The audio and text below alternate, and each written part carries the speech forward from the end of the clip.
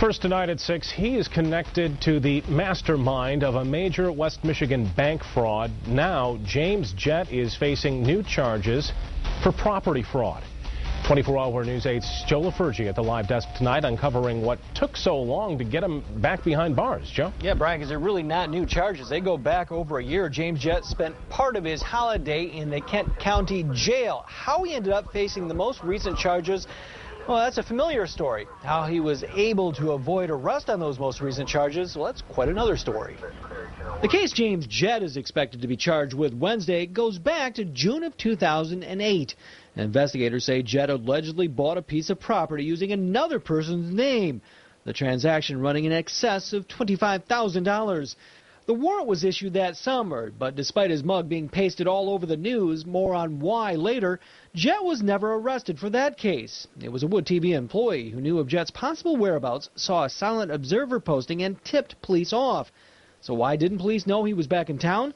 Federal agents did notify local cops Jett had been released and available for pickup after he posted bail in Wisconsin, where he was being held by federal authorities in yet another fraud case.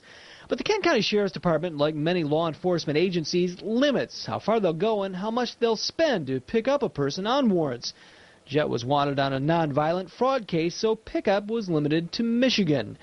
But Jett eventually returned to the state on his own. Records show the State Department of Corrections, at the request of the feds, put Jett on a tether. The feds allowed him off the tether this June. But a DOC spokesman says they are not required to check the Law Enforcement Information Network, LEAN for short, for outstanding warrants when the person is technically someone else's problem. Jett was a federal suspect. It was up to the feds to check the warrants. Jett ended up in hot water with the feds, along with friend Michael Vorce, for using a Wisconsin attorney's name for getting a bank loan for a yacht. And yes, there is a pattern here.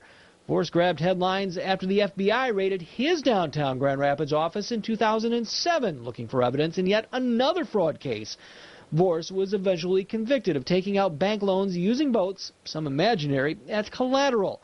Just how long Jett would have avoided the local charges is anyone's guess.